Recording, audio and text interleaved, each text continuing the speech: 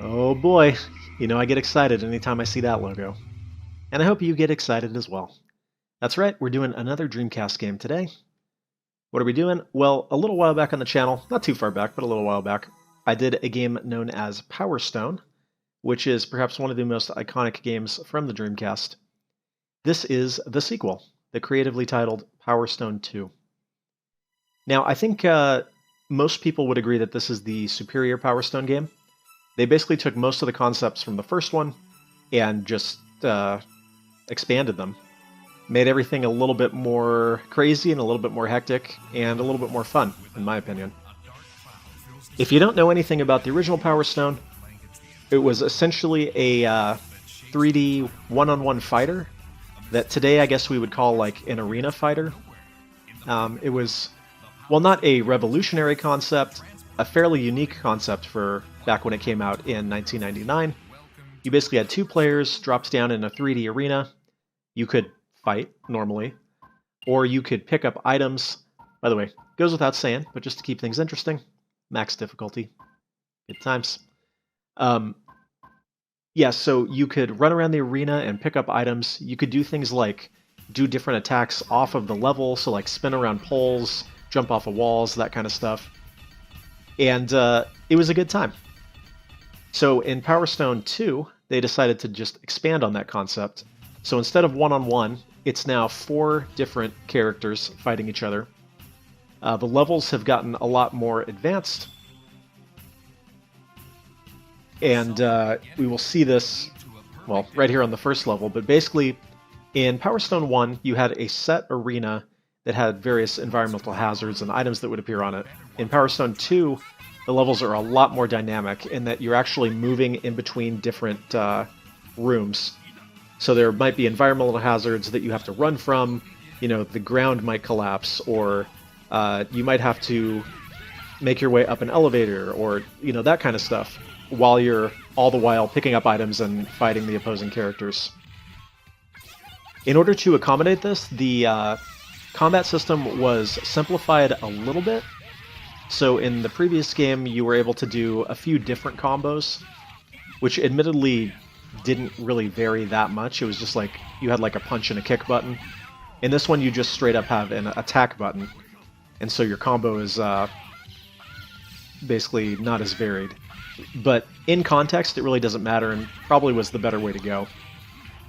In addition to that, you'll notice items are spawning everywhere. There are a ton of items in this game. I believe that the first Power Stone had something to the effect of like 20 to 30 items somewhere in there. Stuff like a gun or a sword or a bazooka that you could pick up. Well, they cranked it up all the way to 11, or specifically all the way to like 150, because although I don't know the exact amount, there's something in the range of 150 different items in Power Stone 2, including things like rollerblades, which you can put on to move faster and do unique attacks, environmental hazards, health restore items, even cosmetic items that you can pick up and equip to your characters, and there's just a lot. In fact, there was an entire mode in Power Stone 2 that we're not going to be checking out here, we're just going to be doing an arcade run. But it was called the Item Shop, and what you could do in that was go in and it basically was used to unlock new items that would then appear in the game. There was an entire system where you could combine items, break items down into materials, buy items, forge them together, and some of it was relatively advanced. I remember having a GameFAQs guide that I printed out and would refer to that back in the day. Back around 2000 when this game came out. Which, by the way, pretty impressive that they managed to make this just a year after the original game and improve on it that much.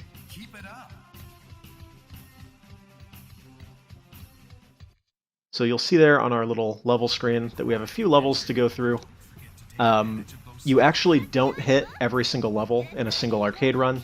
You'll probably have to do 2 or 3 playthroughs to hit all the different levels, in addition to a few unlockable ones that can be accessed through Quick Play, or as they call it, Original Mode, I think. Needless to say, you can play with up to 4 players, and that's probably the ideal way to do it, although it's still fun in single player. But yeah, I remember having many many long nights of, having a few buddies over and just playing this for hours and hours. It was good times. Now, one thing that really is kind of a shame is that although this game is certainly not obscure by any means, it's really not as well known as it should be, I feel. And unfortunately, the reason for that is not because, the game didn't do well or people didn't like it. In fact, when it came out, I mean, it reviewed very well. It was getting 5 out of 5, 9 out of 10, and deservedly so. The problem is that Capcom just apparently has no interest in continuing to push this franchise. And that unfortunately is the case with a lot of Capcom properties. Some of my favorite games that just never got sequels. Such a shame. One of the things that I mentioned actually in my playthrough of the original Power Stone was how great the character designs are. The game itself, of course, is great, the way that, the gameplay works and all the level designs and everything. But actually the characters themselves all are so, full of personality and just unique. Different characters have different themes, so you might have a samurai character or a cowboy character or whatever.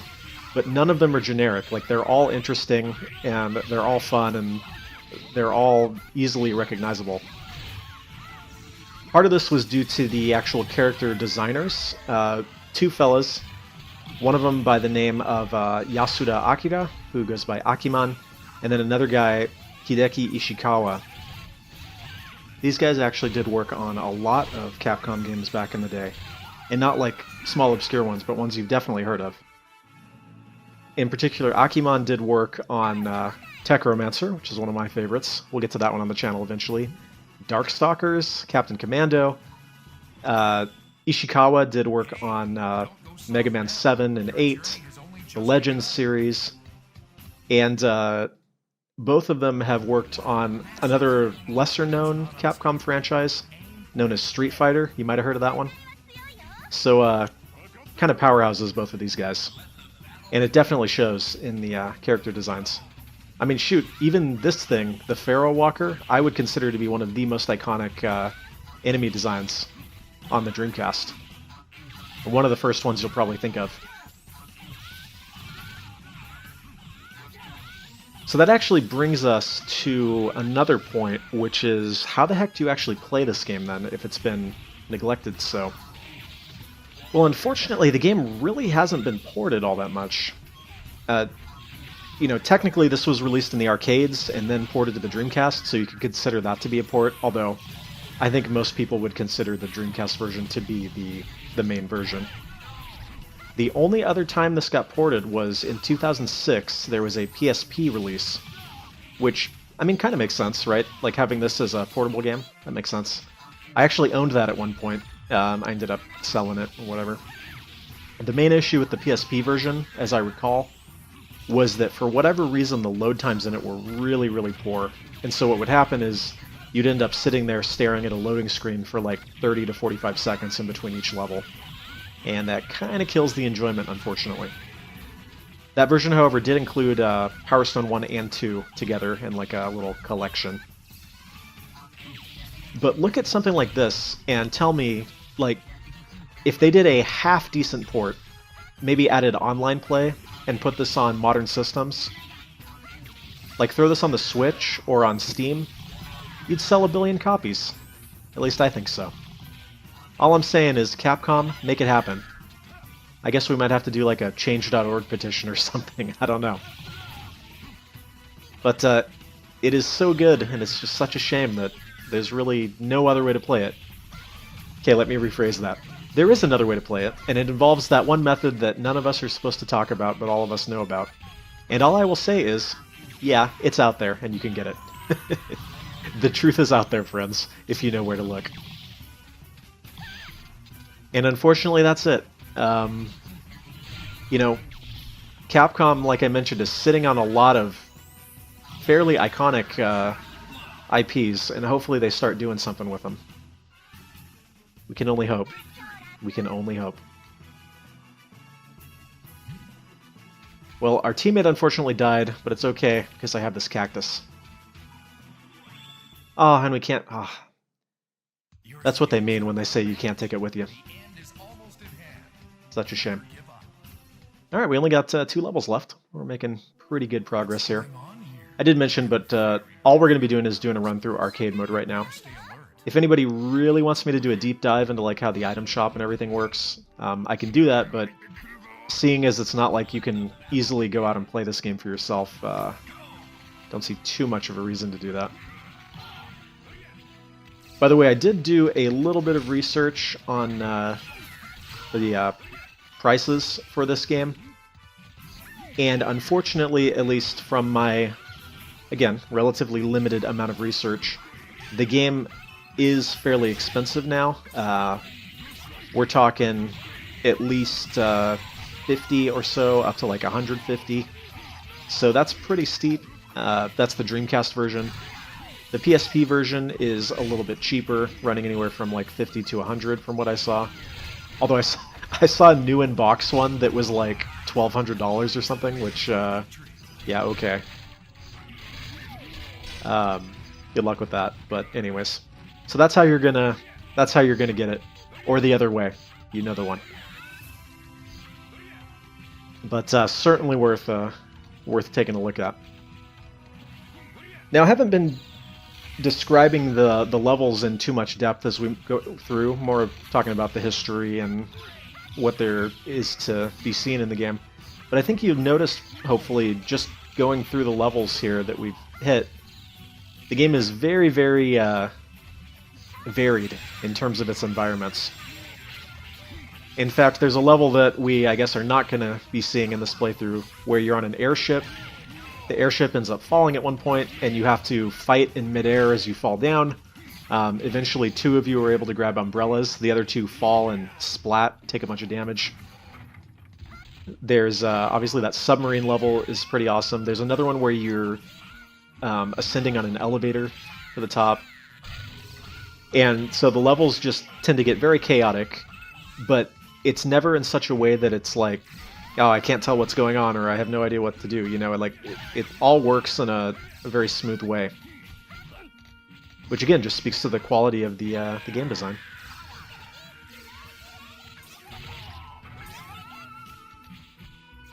Now, if there's one weakness that the game has, it's not like game breaking or, you know, doesn't ruin the experience or anything. But the main weakness that I would have to highlight is the difficulty scaling, which we are really going to see when we get to the final boss. The designers, because I guess maybe part of the reason is because this is designed to be played with, you know, a bunch of human opponents, they didn't put a lot of work into the AI. And so what happens is when you scale the difficulty up, rather than the AI getting smarter or getting new attacks or whatever, it's more like, hey, let's just scale up the damage and health that the enemies have. So we'll definitely see that on the final boss. Again, not game-breaking, but if I had to point to one weakness, that's certainly it. And this final boss tends to be a little bit of a slog. Definitely the weakest level in the bunch.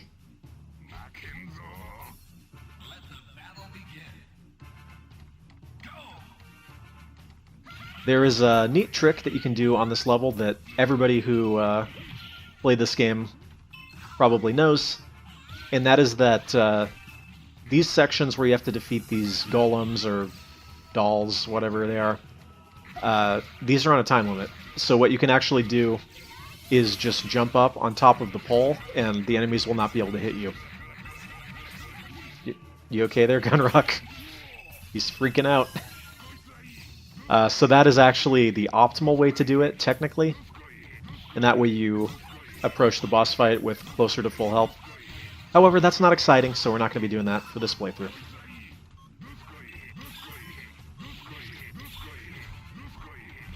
The exception to this is the second part, where they remove the poles, and you are forced to just run around frantically and try to kill all the enemies that have projectiles.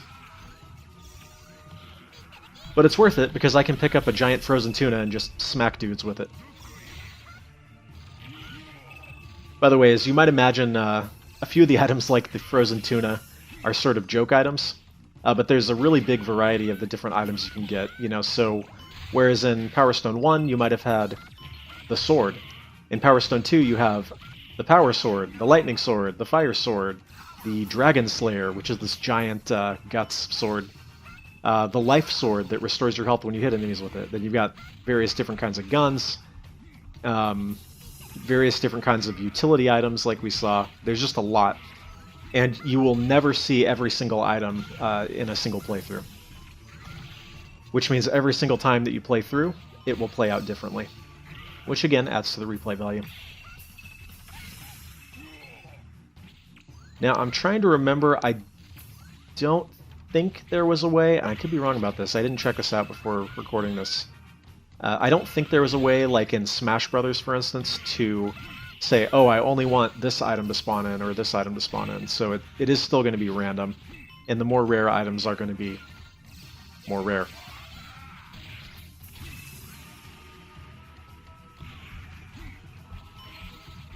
But I could be wrong about that. I don't remember for sure off the top of my head. Anyways, here's our final boss.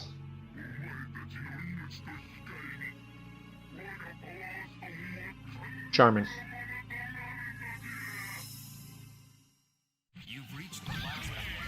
Alright, so this guy tends to be a little bit of a nightmare. Less so on the lower difficulties, but still fairly tough. The way that you want to beat him, as you might imagine, is hitting him in the face. The way that you do this is typically by jumping on top of his arms and then jumping to his head. Fortunately, Ayame has a double jump, which is one of the reasons that I like playing as her.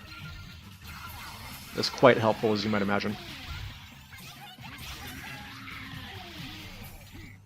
In addition, her powered-up form has an attack that's pretty good at hitting him.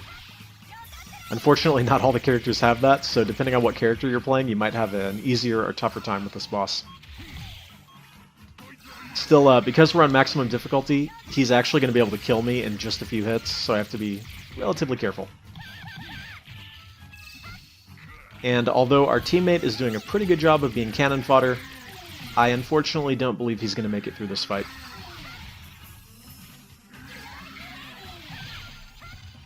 Yeah, like that did a lot of damage.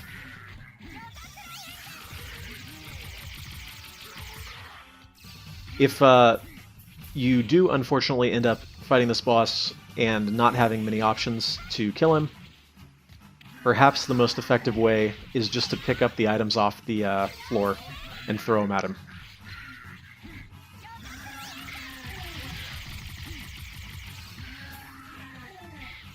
Eventually, you will hit him enough times that he sort of falls down and his chest opens up. However, just like with the Pharaoh Walker that we saw earlier, on maximum difficulty you get such a small time frame there to hit him that it's not really all that helpful. It's okay though, we are actually doing pretty well. Believe me, there were many failed practice runs on the way to this playthrough.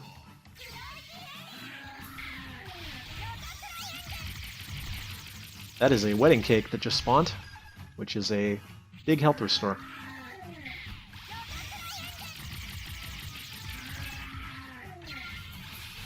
And he is just about done. We just need to power up one more time, and then should be able to kill him.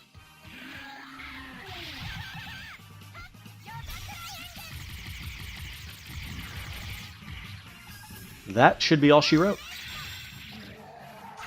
Nice.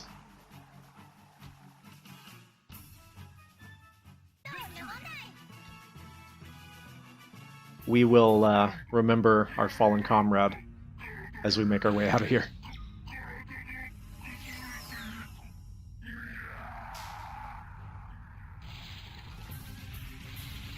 Alrighty. So that was Power Stone 2, everybody.